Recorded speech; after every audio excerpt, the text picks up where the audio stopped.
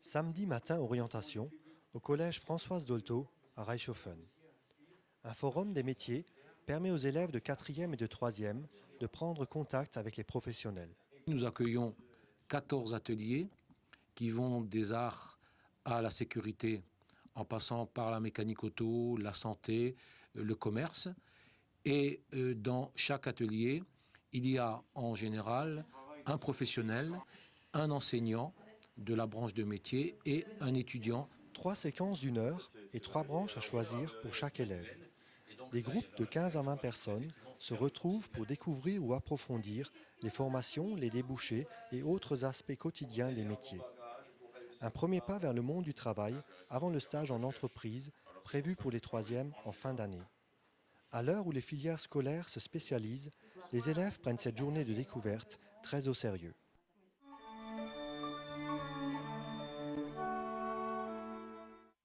Ces objets ont été découverts lors d'une fouille préventive derrière le presbytère protestant qui serait aménagé prochainement.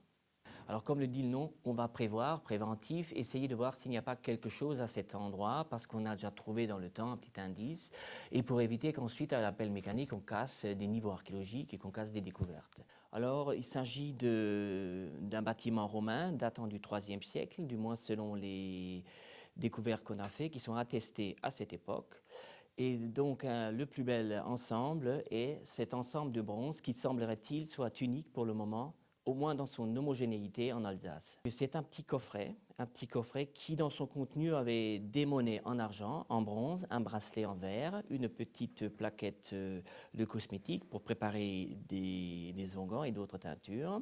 Le coffret en soi, au niveau de la physionomie, était composé de 2 anses, voilà, en forme de dauphin pour le transport, qui certainement au-dessus portait une petite statuette, la Minerve.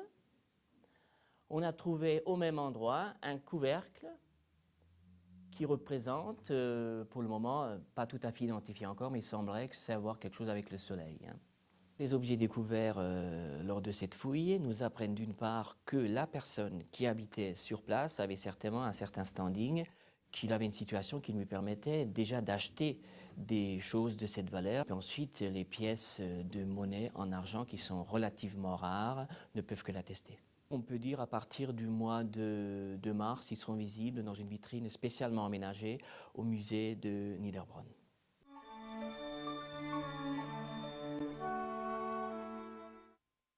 Enquête publique à la mairie de Reichshofen. On finalise la création d'une ZPPAUP pour remplacer un système inadapté de gestion du patrimoine local. Bon, avant une zone de protection du patrimoine architectural urbain et paysager, le P qui s'est rajouté pour paysage, on avait toujours en fait, autour d'un monument historique, un périmètre de 500 mètres. C'est-à-dire que si vous prenez le monument et vous tracez un périmètre tout autour, tout ce qui était dans ce périmètre passait automatiquement au niveau de l'instruction du permis par la DRAC, donc le service des ABF, de l'architecte des bâtiments de France, pour une instruction plus précise, plus architecturale, plus esthétique si on veut, pour que ça passe en fait dans le paysage. 2 zones principales sont dessinées par rapport au tissu urbain historique en place. On a une zone urbaine qui est l'ancien noyau médiéval de Reichshofen et une zone verte qui regroupe le fossé, les glacis et tout le domaine en fait qui est actuellement dans le château de Dietrich en fait le château qui s'était implanté à l'époque sur l'ancien château de Oxenstein. Une action qui, se rajoutant aux aides financières locales et régionales, devrait permettre aux propriétaires de faciliter la rénovation des habitations dans un souci de respect du patrimoine communal.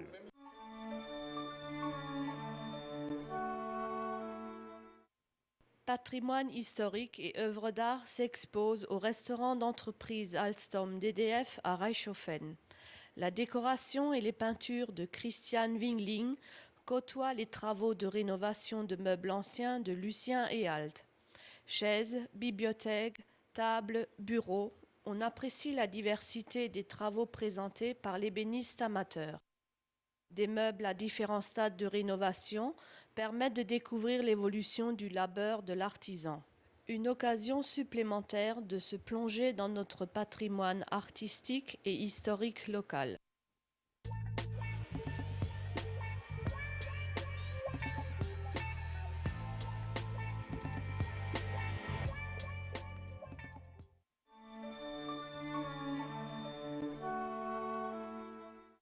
Triba s'est implanté ici à côté de Gundershofen en 1980, donc il y a exactement 20 ans, et fabrique des fenêtres, des portes, des volets roulants, donc des produits de menuiserie du extérieur du bâtiment. Et aujourd'hui, Triba fabrique sur le site de Gundershofen à peu près 140 000 fenêtres par an, pour un total sur l'ensemble du groupe de l'ordre de 200 000, puisqu'il y a également une autre usine en Mayenne, en Bretagne, et encore une à Châteauroux, dans l'Indre-et-Loire, et enfin une quatrième usine, un quatrième centre de production à Lausanne en Suisse. Le chiffre d'affaires de la partie locale, on va dire, est de l'ordre de 300 à 350 millions de francs sur un total pour le groupe de 960 millions de francs. Triba compte 950 salariés à peu près. Sur ces 950 salariés, 350 sont sur le site de Gundershofen, et parmi ces 350, il y a à peu près 200 à 250 personnes en production, et donc les autres personnes travaillent pour les activités administratives du siège, et puisque c'est également ici qu'il y a la direction commerciale et la direction administrative pour l'ensemble du groupe, il y a donc pas mal de monde dans les bureaux. Dans la chaîne de fabrication, il y a d'abord la conception des profilés, donc des profilés PVC, et ça c'est fait chez nous par notre service recherche et développement. Ensuite, il y a l'extrusion. Il s'agit tout simplement en fait, de créer les barres de profilés. C'est-à-dire, à partir de poudre de PVC, on fabrique les futurs profilés dans des installations industrielles qui sont très lourdes et aujourd'hui que nous n'avons pas intégrées. La phase 3, c'est l'assemblage des fenêtres, l'assemblage des profilés, qui consiste à découper donc, des profilés, à les souder, à les ébavurer, c'est-à-dire à nettoyer le soudage.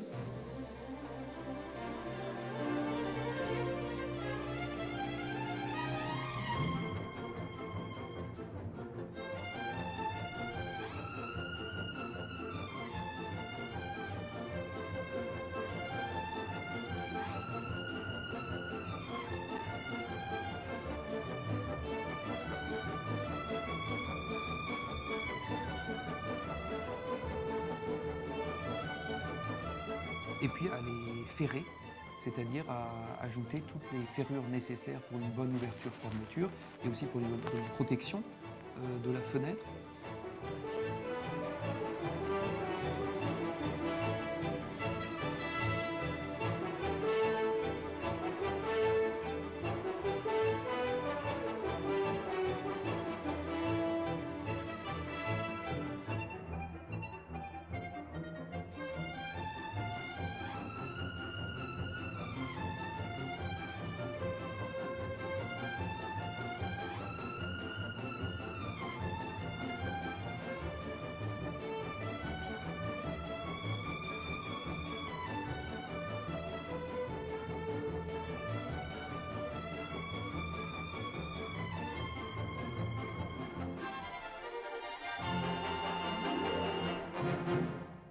Et enfin, dernière étape, le vitrage, c'est-à-dire qu'on rentre le double vitrage dans le châssis en PVC et on le fixe grâce à un système de part-close. On a commencé il y a quelques années par les vitrages isolants thermiques, donc pour lesquels l'une des parois vitrées est revêtue d'une couche de sel métallique semi-conducteur qui renvoie la chaleur à l'intérieur du logement, c'est-à-dire quand on chauffe, du coup on a moins de déperdition et donc on a une note de chauffage qui est moins élevée. Et puis maintenant, on est en train d'étudier des choses encore beaucoup plus sophistiquées qui vont beaucoup plus loin, comme par exemple des vitrages qui incorporent des cristaux liquides et qui permettent de créer immédiatement une certaine opacité. C'est-à-dire on peut imaginer, dans très peu de temps, on peut imaginer par exemple une fenêtre qui est totalement transparente et qui, par simple déclenchement électrique, devient opaque pour une salle de bain ou pour une cuisine ou un autre local de ce type. Nos grands axes de développement, c'est d'une part développer notre présence en France, surtout à travers la croissance de notre réseau de concessionnaires. C'est-à-dire qu'on a aujourd'hui 140 espaces conseils, on peut aller en France jusqu'à 250 pour couvrir l'ensemble du territoire correctement. Être également davantage présent à l'étranger, étudier chaque éventuelle opportunité de rapprochement ou d'acquisition qui peut se présenter sur notre marché, qui est un marché subissant une certaine concentration dans le temps. C'est-à-dire que seuls les plus gros vont demeurer dans les années à venir, donc on va être parmi eux.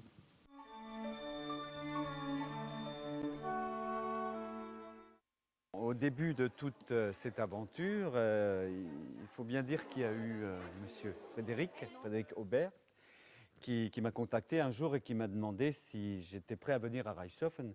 Je ne suis pas de la région, je viens de la région de Molsheim, à Reichshofen pour aider des personnes à créer un spectacle, à écrire des textes et à mettre en scène une histoire ou des histoires. Voilà, c'était le début et il faut remonter à plus d'1 an en arrière. C'est une suite de scènes, avec des scènes sérieuses, des scènes plus historiques et des scènes beaucoup plus humoristiques. Voilà, on a essayé de faire comme ça un patchwork. Mais regarde-toi, tu as fait de ta vie ce que le temps en a fait, ce que tu as eu envie d'en faire. Mais c'est le problème, je n'ai pas pu faire tout ce que j'aurais souhaité faire. Meer zijn op de Waldgewand, voor de televisie, voor de penicilline, voor een Fleisch, voor de plastic und voor de fotocopie, voor de video, voor een Kamiskop und voor de Pilule. Du bist nicht wie ich und ich bin nicht wie du. Wäre ich jetzt richtig? Bin ich oder du? Du batst ja nicht wie ich und ich bat nicht wie du. Wer kommt jetzt in den Himmel? Bin ich oder du? Il fallait écrire un petit thème. Et moi, j'ai écrit sur la glace. Je l'ai vécu dans mon enfance. Ça date d'avant la guerre. Et puis ça s'est fait comme ça. Henriette, liegt u aufgehoben? Ja, wenn ich so drüber nachdenke, ist es viel schöner gewesen. Doch ohne Eiskosten und Congelateur möchte ich auch nicht mehr sehen.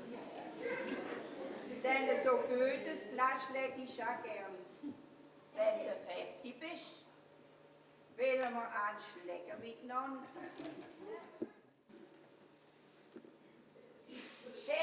Weil ich habe ja schon Wasser im Mund.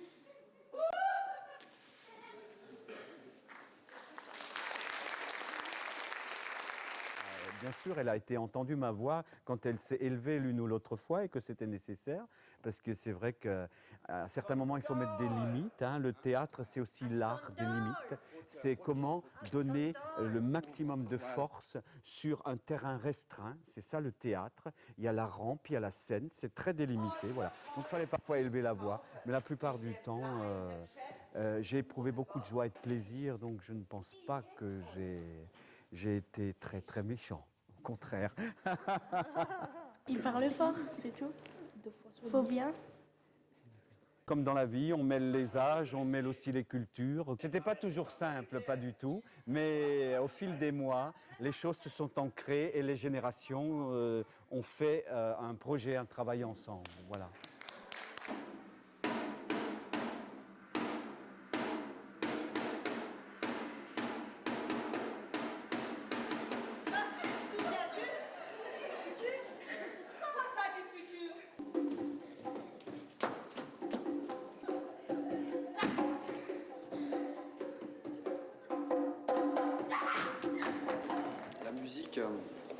Donne un accent supplémentaire à chaque scénette en illustrant par moments la scène en cours. Comme à un moment donné, il y avait une scène sur le Brésil.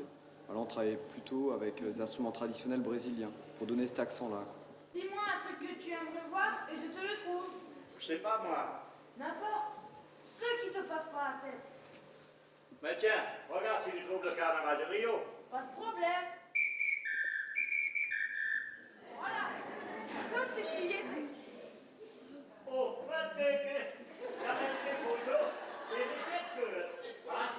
Et à entendre les réactions du public parmi lesquelles j'étais, je peux dire que ça a été apprécié et que c'était très touchant de voir toutes ces personnes dont aucune n'a jamais été sur scène, hein, comme ça, faire une prestation seule, parler de sa vie, parler des choses qu'elle aime, dire l'essentiel pour elle, à l'âge qu'elle a.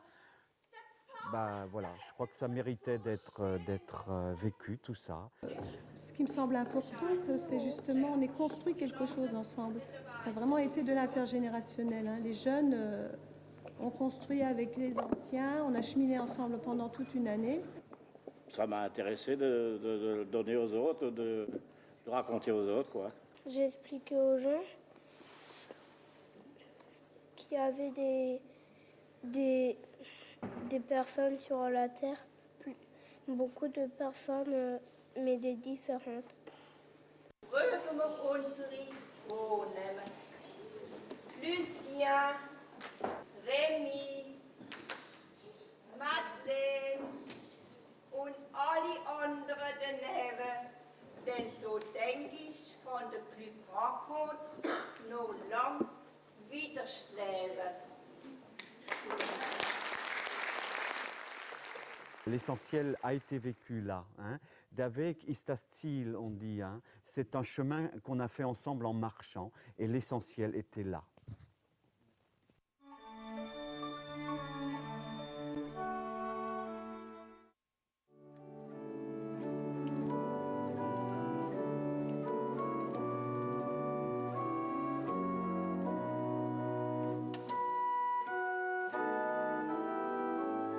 L'orgue, au départ, a été construit pour le Mont-Saint-Odile, 1860, et il y est resté jusqu'en 1907, où, par une donation assez exceptionnelle de l'évêché, l'orgue a été transféré ici à Gundershofen et transformé peu de temps après, en 1930, agrandi, augmenté, mis un petit peu au goût du jour. Un petit peu à l'image de l'orchestre. Hein. L'orgue devenait une espèce d'orchestre, mais l'orgue n'était pas fait pour cela. Ce qui fait qu'ici, par exemple, en 1991, on avait un instrument avec 2 claviers, certainement plus de registres, mais qui ne correspondait absolument pas à l'instrument d'origine. C'est une transformation qui a profondément dénaturé l'instrument. Aujourd'hui, on revient à l'instrument d'origine. Ce n'était pas une mince affaire, ça a été une restauration complète de l'instrument. On a conservé le buffet et on a conservé la tuyauterie. Pour le reste, toutes les parties mécaniques sont neuves. L'orgue de Gundershofen, un instrument purement mécanique qui fonctionne sur une soufflerie, évidemment, comme tout orgue traditionnel. Sinon, ce ne serait pas un instrument de musique avant. C'est d'ailleurs le plus grand instrument de musique avant, le roi des instruments. Donc l'organiste qui est directement, pratiquement incorporé dans l'instrument, qui le touche et qui transmet ses mouvements des doigts mécaniquement jusqu'à l'arrivée de la tuyauterie à l'intérieur. Maintenant, on va suivre le mouvement mécanique du clavier, c'est-à-dire du jeu manuel.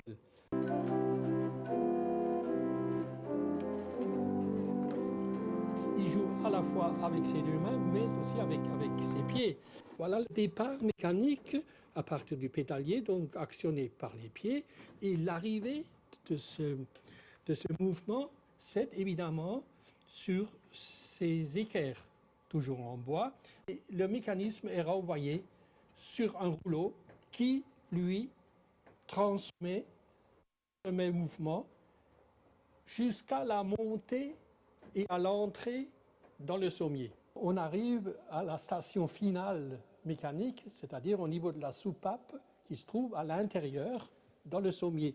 À ce moment-là, le vent qui est également amené par la soufflerie peut rentrer et jaillir dans cette ouverture, dans cet orifice, pour justement à l'intérieur monter jusque dans le tuyau et le faire sonner. En ce qui concerne les registres, le tirage des jeux.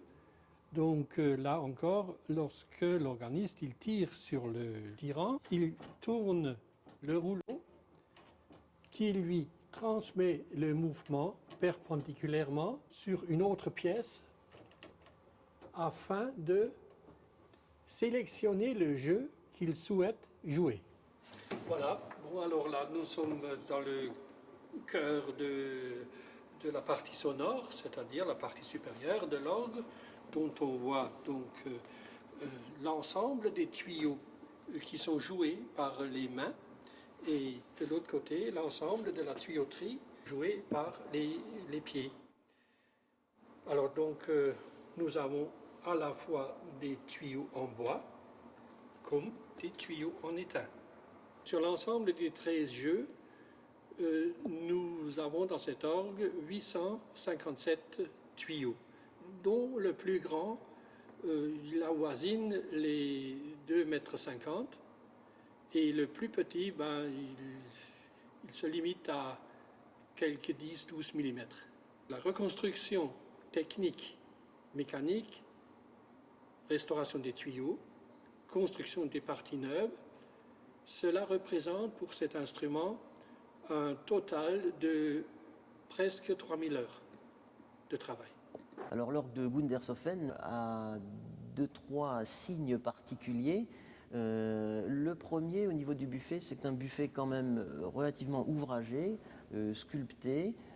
La deuxième particularité, c'est que la façade, c'est-à-dire les tuyaux qui sont apparents, les tuyaux que l'on voit, sont les tuyaux d'origine.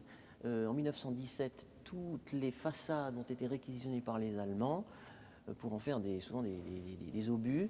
La façade de Gundershofen a été attribuée faussement à Silbermann, facteur d'orgue bien connu en Alsace du XVIIIe, et donc les Allemands, par respect pour ce facteur, n'ont pas touché à la façade et nous l'ont laissée. Et c'est grâce à cela qu'elle nous est parvenue. Et enfin, on peut voir certains vestiges, certains stigmates de la dernière guerre dans certains tuyaux, notamment un tuyau de cette façade-là. Un éclat d'obus est venu percuter le tuyau et le facteur d'orgue, dans un souci de respect profond de l'instrument, a laissé cette marque. Longtemps, on verra encore ce tuyau abîmé, et comme beaucoup d'autres ont dû l'être ici et ailleurs.